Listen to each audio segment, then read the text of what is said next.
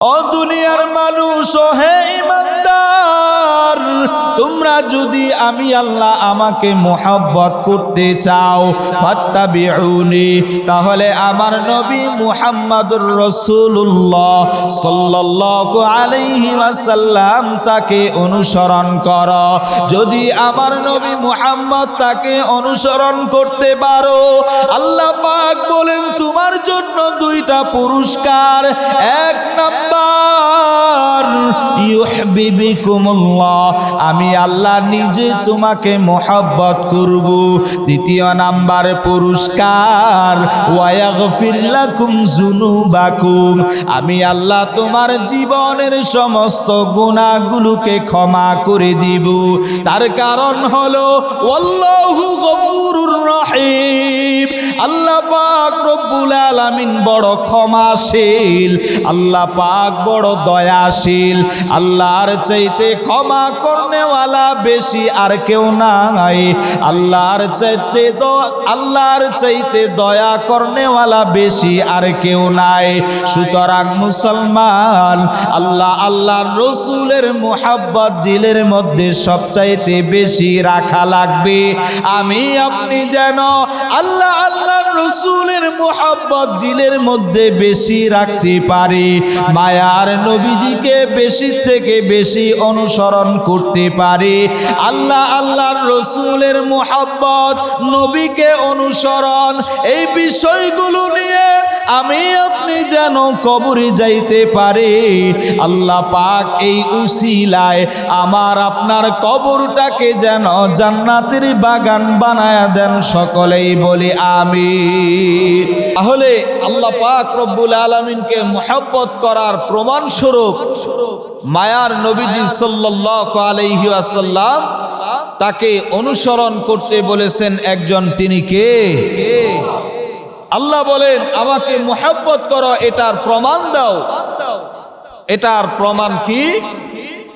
আমার নবী রাহমাতুল লিল আলামিন নবী মুহাম্মদুর রাসূলুল্লাহ সাল্লাল্লাহু আলাইহি ওয়াসাল্লাম তাকে অনুসরণ করতে হবে।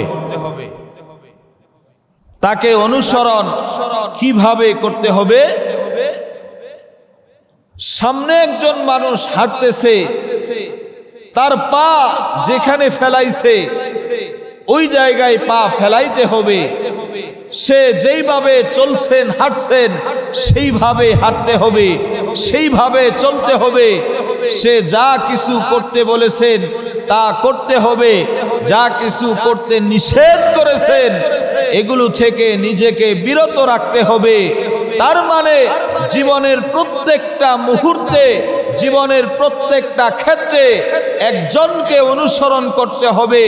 তিনি হলেন আমার আপনার মায়ার নবী মুহাম্মদুর রাসূলুল্লাহ সাল্লাল্লাহু আলাইহি ওয়াসাল্লাম। কথা বলেন ঠিক না?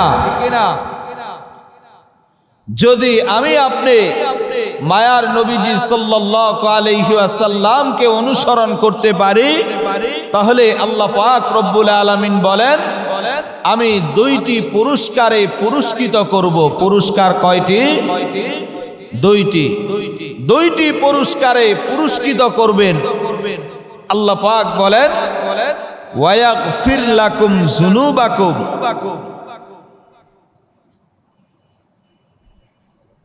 এক নাম্বার, জাম্বুন এর বহুবচন যুনুবুন। আল্লাহ বলেন ওয়ায়াগফির লাকুম, তোমাদেরকে ক্ষমা করে দিব। যুনুবাকুম, তোমাদের সব অপরাধ। ওয়াল্লাহু গফুরুর রহিম।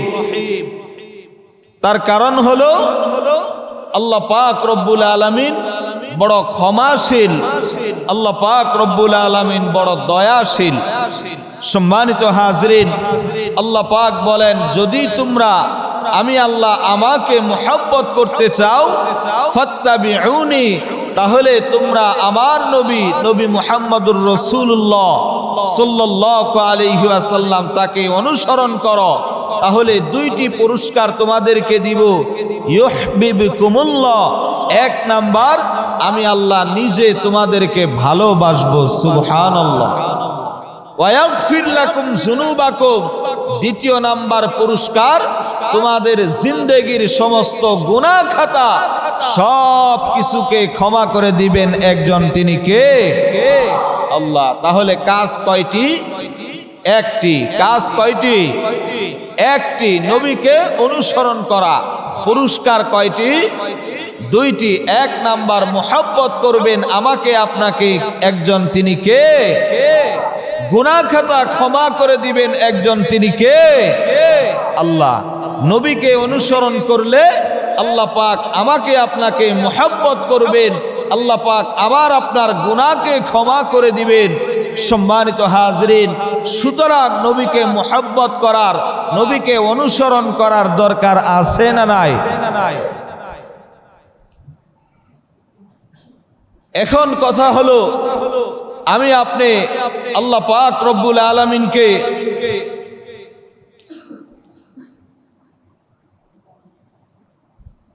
আমি আপনি আল্লাহ পাক রব্বুল আলামিনকে মুহাব্বত করি। এই মুহাব্বত এটা মা বাবার চাইতে অনেক বেশি, ঠিক না? তো এখন প্রশ্ন হলো, আপনার মাকে কেউ যদি গালি দেয়, আপনার বাবাকে কেউ যদি গালি দেয়, আপনার গায়ে লাগে কি লাগে না? বাউল সরকার, সে আল্লাহ পাক রব্বুল আলামিনকে নিয়ে কটূক্তি করছে। এই বাউল নামের ফাউল, সে যে আল্লাহকে নিয়ে কটূক্তি করলো, আল্লাহ পাক রব্বুল আলামিনকে নিয়ে ব্যঙ্গ করলো, আমার আপনার দিলের মধ্যে লাগছে কি লাগে নাই? সম্মানিত হাজরিন, আল্লাহ পাক রব্বুল আলামিনকে মুহাব্বত করতে হবে। আল্লাহকে কেমন মুহাব্বত? আপনাদেরকে বলেছিলাম, ইসলামের প্রথম খলিফা হযরত আবু বকর সিদ্দিক রাদিয়াল্লাহু তাআলা আনহু, তিনি একবার ইহুদি তাদের উপাসনালয়ে গেলেন। গিয়ে ইহুদি পণ্ডিত ফিনহাস তাকে আমার আপনার মায়ার নবী রহমাতুল্লিল আলামিন নবী মুহাম্মদুর রাসূলুল্লাহ সাল্লাল্লাহু আলাইহি ওয়াসাল্লাম, তিনি কালেমার দাওয়াত দিলেন। এই ইহুদি পণ্ডিত ফিনহাস তাকে আমার আপনার মায়ার নবী দাওয়াত দিলেন, ওগো ফিনহাস, তুমি তো তাওরাতের আলেম, তুমি তো জানো তাওরাত কিতাবের মধ্যে আসছে নবী মুহাম্মদুর রাসূলুল্লাহ সাল্লাল্লাহু আলাইহি ওয়াসাল্লাম তিনি সত্য নবী, তার উপরে যেই কিতাব আল কুরআন আল্লাহ নাজিল করেছেন সেটাও তো সত্য, আল্লাহ পাক রব্বুল আলামিন তো সত্য। সুতরাং তুমি তোমার ধর্মের উপরে না থেকে বরং ইসলাম ধর্ম গ্রহণ করে কালেমা পড়ে মুসলমান হয়ে যাও। এবার ইহুদি পণ্ডিত ফিনহাস সে বলতেছে, আবু বকর, তুমি আমাকে কোন আল্লাহর কথা বলো, তুমি আমাকে কোন প্রভুর কথা বলো, যেই প্রভু তিনি নিজে গরিব, আমার কাছে তোমার কাছে ধার চায়, ঋণ চায়, আমার কাছে তোমার কাছে যেই প্রভু টাকা পয়সা চায়, এই প্রভুর দাওয়াত তুমি আমাকে দিতেছো? বলুন না নাউজুবিল্লাহ। তুমি এমন প্রভুর দাওয়াত দিতেছো যেই প্রভু গরিব, যেই প্রভু মিসকিন, যেই প্রভু তোমার আমার কাছে ঋণ চায়, এমন একজন প্রভুর দাওয়াত তুমি দিতেছো। সম্মানিত হাজরিন, আল্লাহ পাক রব্বুল আলামিনকে নিয়ে বাজে কটূক্তি করলো, বাজে মন্তব্য করলো এই ফিনহাস। কথা বলেন ঠিক কিনা? হযরত আবু বকর তার দিলের মধ্যে আল্লাহর মোহাব্বত আছে না নাই? মুসলমান ইমানদার,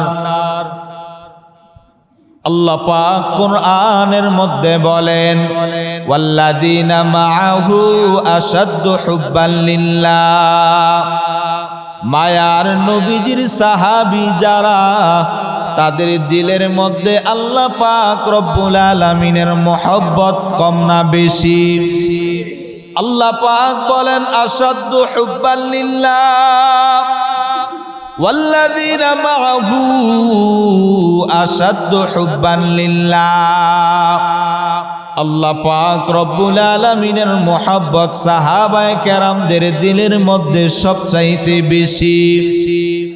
হযরত আবু বকরের ব্যাপারে মায়ার নবীজি বলেছেন আরহামু উম্মতি ওয়া উম্মতি আবু বকর, অর্থাৎ নবীজির যত উম্মত আছে সমস্ত উম্মতের মধ্যে সবচাইতে নরম দিলওয়ালা সাহাবী, সবচাইতে নরম দিলওয়ালা মানুষ হলো হযরত আবু বকর। ওয়া আশাদ্দুহুম ফি আমরিল্লাহি উমর, মায়ার নবীজির যত উম্মত দুনিয়ার মধ্যে আছে কিয়ামত পর্যন্ত যত উম্মত দুনিয়ার বুকে আসবে সবার চাইতে আল্লাহ পাক রব্বুল আলামিনের ধর্মের ব্যাপারে সবচাইতে যে কঠিন তার নাম হলো হযরত উমর। ঠিক না?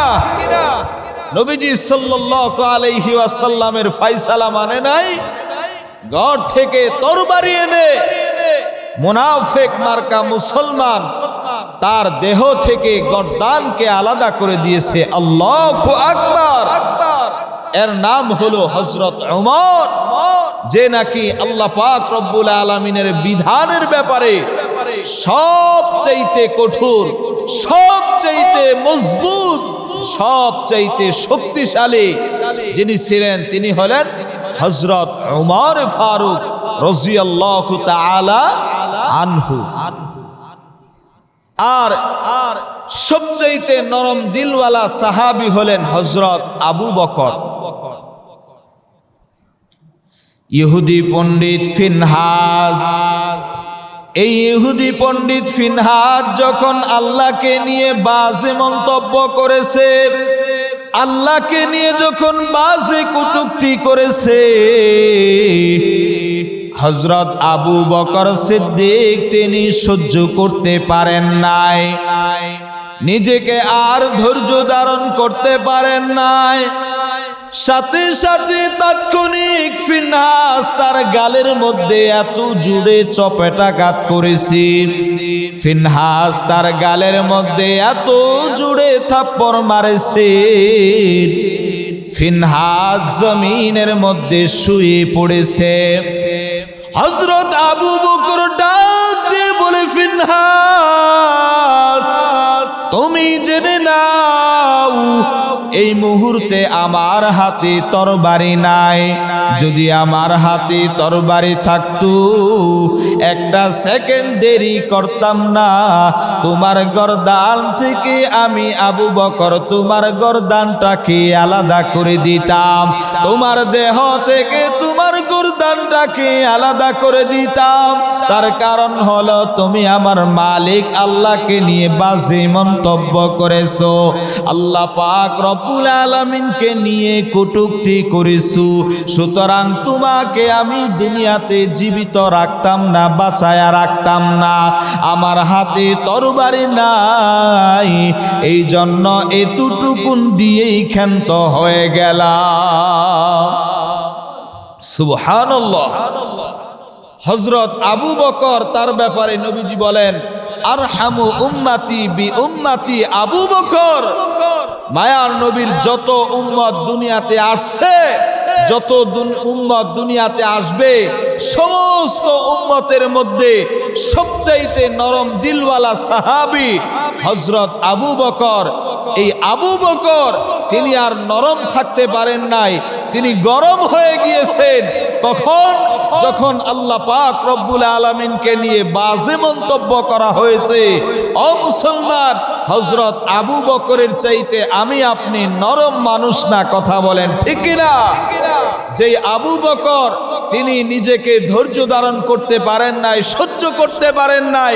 আল্লাহকে নিয়ে বাজে মন্তব্য করার কারণে আমি আপনি আবু বকরের চাইতে এতটা বেশি ভদ্র না, আবু বকরের চাইতে এতটা বেশি নরম না। সুতরাং আমার আপনার মালিক আল্লাহ, আল্লাহকে নিয়ে যেই ফাউল, যেই আবুল আল্লাহকে নিয়ে কটূক্তি করছে, তাকে যদি আমি আপনি হাতের কাছে পাইতাম, ওই আবুল সরকার নামক ফাউল, ওই বাউল, তাকে আমরা আর দুনিয়ার মধ্যে বাঁচতে দিতাম না, ঠিক কিনা? তার কারণ হলো মালউনিনা আইনামা সুকিফু উখিজু ওয়া কুতিলু তাকতিলা। যারা আল্লাহকে নিয়ে কটূক্তি করবে তাদের এক নাম্বারের শাস্তি হলো তাকে যেখানেই পাও ওইখানেই হত্যা করে দাও। কথা বলেন ঠিক কি না? তার আর জীবিত থাকার দরকার নাই, তওবা করারও দরকার নাই। একজন আল্লাহ দ্রোহী, একজন খোদা দ্রোহী, তাকে যদি শাস্তি দেওয়া হয় তাম বাংলাদেশ ঠান্ডা হয়ে যাবে, ঠিক কি না? আর কোন নাস্তিক, আর কোন বেঈমান, আর কোন বিধর্মী, আর কোন মুনাফিক, আর কোন ফাসিক মুসলমান আল্লাহকে নিয়ে বাজে কটূক্তি করতে সাহস করবে না, ঠিক কি না? সম্মানিত হাজরিন, বড় আফসোস, বড় পরিতাপের বিষয়, আল্লাহকে নিয়ে কটূক্তি করে আল্লাহর কথার নাকি আগা মাথা খুঁজে পায় না। বলুন না নাউযুবিল্লাহ, আরো আসতে বলেন নাউযুবিল্লাহ। ওই বাউল নামক ফাউল, সে বলতেছে আল্লাহ এক মুখে কথা, কত কথা বলে।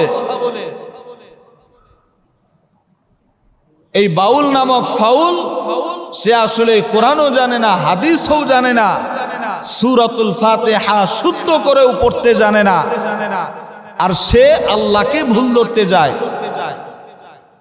সম্মানিত হাজরিন, আমি আপনি বর্তমান সরকার সহ যারা দায়িত্বশীল আছে তাদেরকে বলবো, এই ফাউল, এই বাউল, তাকে যেন গ্রেফতার করা হয়েছে আইনের আওতায়, তাকে যেন মৃত্যুদণ্ড, গলায় রশি ঝুলায়া ফাঁসি দেওয়া হয়। কথা বলেন ঠিক কি না?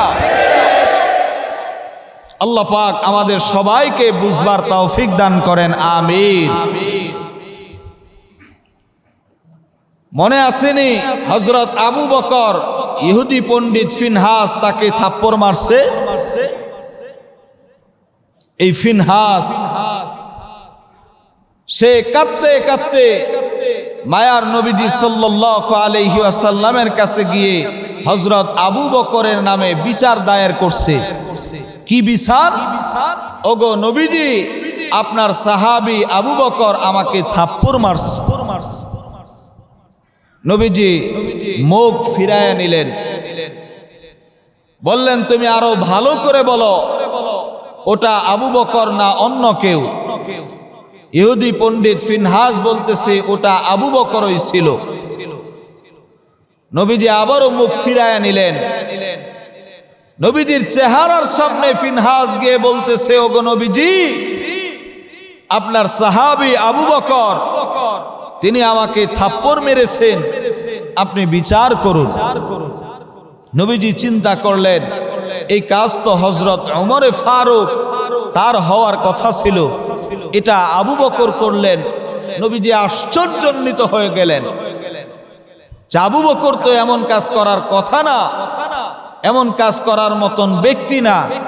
আবু বকর এই কাজ করলেন, কারণ কি? বলতে বলতে হযরত আবু বকর তিনি নবীজির দরবারে এসে উপস্থিত।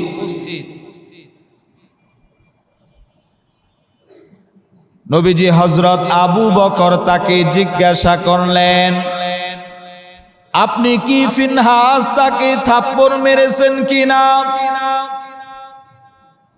হযরত আবু বকর বলেন, নবীজি, আমি ফিনহাস তাকে থাপ্পড় মেরেছি, তবে কেন মেরেছি এটা আপনাকে একটু জানাইতে চাই। বলে, কি কারণে আপনি থাপ্পড় মেরেছেন? হযরত আবু বকর ডেকে ডেকে বলেন, নবীজি,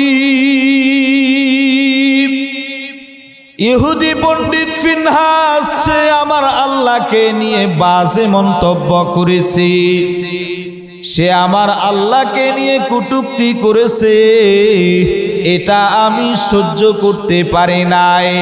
এই জন্য ফিনহাস তাকে আমি থাপ্পড় মেরেছি। শুধুমাত্র থাপ্পড় মেরেই ক্ষান্ত হয়েছি এতটুকু নয়, বরং আমার হাতে যদি তরবারি থাকতো এই ফিনহাস তাকে আমি আর দুনিয়াতে বেঁচে রাখতাম না, বরং ফিনহাস তার দেহ থেকে গর্দানটাকে আলাদা করে দিতাম। ও মুসলমান, এতটুকু যখন হযরত আবু বকর বলছেন, ফিনহাস এবার মায়ার নবীকে ডেকে ডেকে বলেন, মুহাম্মদ, আবু বকর যেটা বলেছে মিথ্যা বলেছে। আমি ওই কাবার মালিকের কসম খেয়ে বলতেছি, ওয়াল্লাহি বিল্লাহি তাল্লাহি, ওই কাবার মালিকের কসম, আমি আল্লাহকে নিয়ে বাজে মন্তব্য করি নাই, আমি আল্লাহকে নিয়ে কটূক্তি করি নাই। কি বলেন, ঘটনা পেঁচ লাগছে কি লাগে নাই? কি পেঁচ? হযরত আবু বকর সিদ্দিক, যার নামের শেষে সিদ্দিক উপাধি, তার মানে উম্মতের মধ্যে সবচাইতে বেশি সত্যবাদী ব্যক্তি হলেন হযরত আবু বকর সিদ্দিক রাদিয়াল্লাহু তাআলা আনহু। আর এই আবু বকরের নামে সে বলতেছে আবু বকর মিথ্যা বলছে। মায়ার নবীজি সাল্লাল্লাহু আলাইহি ওয়াসাল্লাম তিনি পেরেশান বিব্রতকর অবস্থায় পড়ে গেলেন। আল্লাহ পাক রব্বুল আলামিন একজন আছে না নাই? আল্লাহ পাক রব্বুল আলামিন সাথে সাথে জিবরাইল আমিনকে পাঠায়া দিলেন।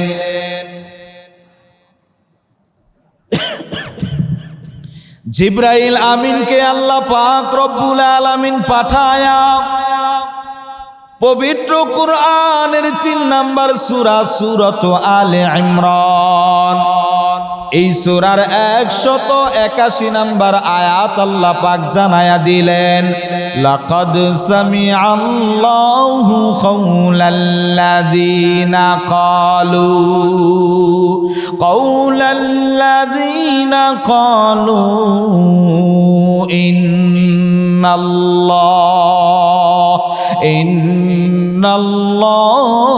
ইন্নাল্লাহা ফাকীর, ইন্নাল্লাহা ফাকীরু ওয়া নাহনু আগনিয়াউ। আল্লাহ পাক রব্বুল আলামিন বলেন, লাকাদ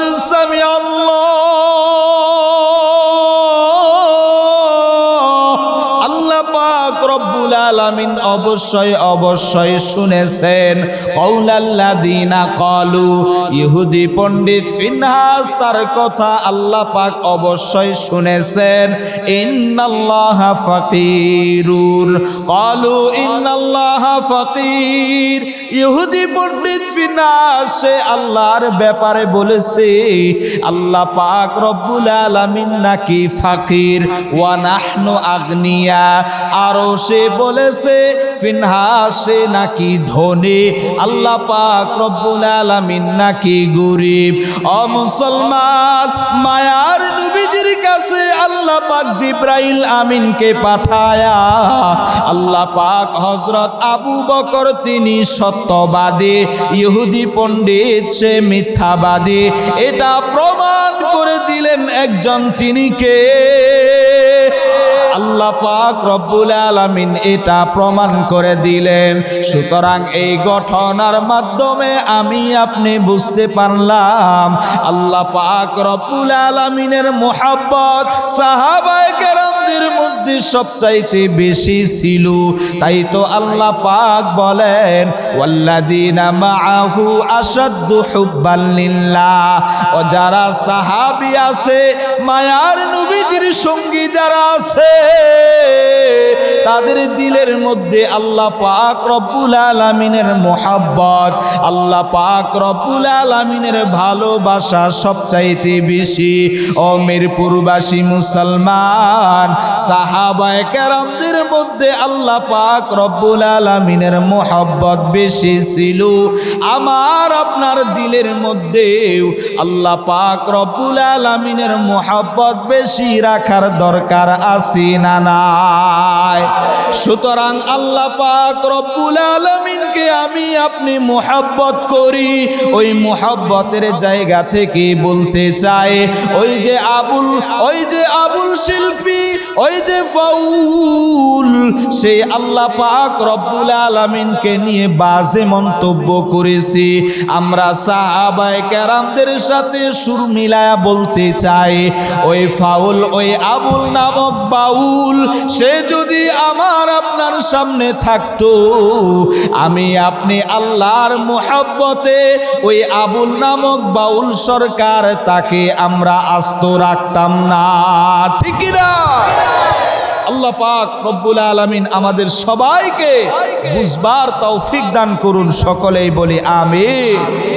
সম্মানিত হাজরিন, এটা গেল আল্লাহ পাক রব্বুল আলামিনের মুহাব্বত।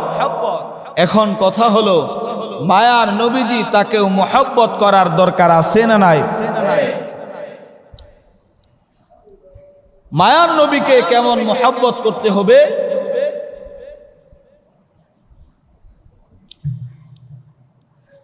হযরত ওমর ফারুক রাদিয়াল্লাহু তাআলা আনহু, তিনি একবার মায়ার নবীজি সাল্লাল্লাহু আলাইহি ওয়াসাল্লামকে বললেন, ওগো পয়গম্বর, আমি আপনাকে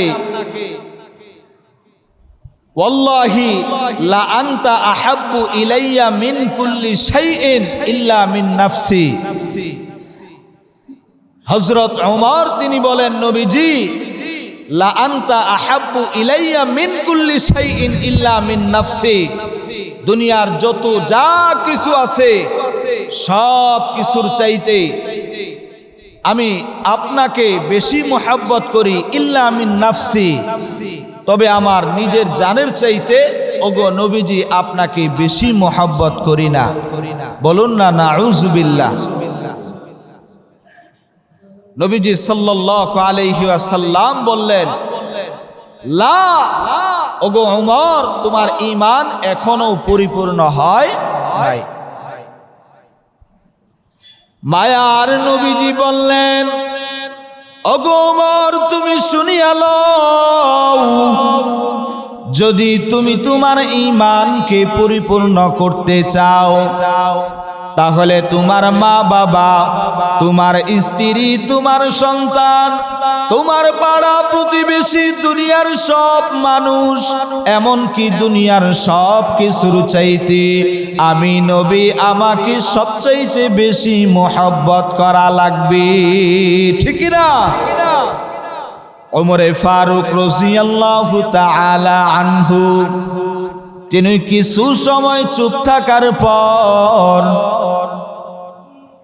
মায়ার নবীজিকে বলতে লাগলেন, ওগো পয়গম্বর, দুনিয়ার সব কিছুর চাইতে, এমনকি নিজের জানের চাইতে আমি ওমর এখন আপনাকে সামনে রেখে, আল্লাহ পাক রব্বুল আলামিনকে সাক্ষী রেখে বলতেছি, আমার নিজের জানের চাইতেও নবীজি আপনাকে আমি বেশি মুহাব্বত করি। ও মুসলমান, ওমর ফারুক রাদিয়াল্লাহু তাআলা আনহু, তাকে মায়ার নবীজি বললেন, ওগো ওমর, আল না, এতক্ষণে তোমার ঈমান পরিপূর্ণ হয়েছে। সুতরাং মিরপুরবাসী মুসলমান, আল্লাহ পাক রব্বুল আলামিনকে মুহাব্বত করতে হবে, মায়ার নবীকে মুহাব্বত করতে হবে। কেমন মুহাব্বত করতে হবে? কেমন মুহাব্বত?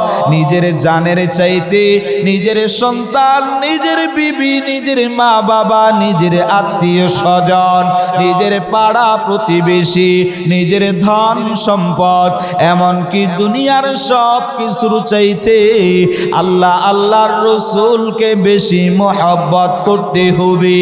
ও মুসলমান, আমি আপনি যদি আল্লাহ পাক রব্বুল আলামিনের মুহাব্বত, মায়ার নবীজির মুহাব্বত, আমরা যদি আল্লাহর রসুলের মুহাব্বত নিয়ে আমি আপনি যদি কবরে যাইতে পারে, আল্লাহ পাক রব্বুল আলামিন চাহে তো এই মুহাব্বতটাই আল্লাহর জান্নাতে যাওয়ার কারণ হয়ে যাইতে পারে। ঠিক কি না? তাই তো আল্লাহ পাক বলেন, ইন কুনতুম তুহিব্বুনাল্লাহ, ও দুনিয়ার মানুষ, ও হে ঈমানদার, তোমরা যদি আমি আল্লাহ আমাকে মুহাব্বত করতে চাও, ফাত্তাবিউনি, তাহলে আমার নবী মুহাম্মদুর রাসূলুল্লাহ সাল্লাল্লাহু আলাইহি ওয়াসাল্লাম তাকে অনুসরণ করো। যদি আমার নবী মুহাম্মদ তাকে অনুসরণ করতে পারো, আল্লাহ পাক বলেন তোমার জন্য দুইটা পুরস্কার। এক নাম্বার, ইউহিব্বুকুমুল্লাহ, আমি আল্লাহ নিজে তোমাকে মুহাব্বত করব। দ্বিতীয় নাম্বার পুরস্কার, ওয়া ইয়াগফির লাকুম যুনুবাকুম, আমি আল্লাহ তোমার জীবনের সমস্ত গুনাহগুলোকে ক্ষমা করে দিব। তার কারণ হলো আল্লাহু গফুরুর রহিম, আল্লাহ পাক রব্বুল আলামিন বড় ক্ষমাশীল, আল্লাহ পাক বড় দয়াশীল। আল্লাহর চাইতে ক্ষমা করনেওয়ালা বেশি আর কেউ নাই, আল্লাহর চাইতে দয়া করনেওয়ালা বেশি আর কেউ নাই। সুতরাং মুসলমান, আল্লাহর রসুলের মুহাব্বত দিলের মধ্যে সবচাইতে বেশি রাখা লাগবে। আমি আপনি যেন আল্লাহর রসুলের মুহাব্বত দিলের মধ্যে বেশি রাখতে পারি, মায়ার নবীজিকে বেশি থেকে বেশি অনুসরণ করতে পারি। আল্লাহর রসুলের মুহাব্বত, নবীকে অনুসরণ, এই বিষয়গুলো নিয়ে আমি আপনি যেন কবরে যাইতে পারে।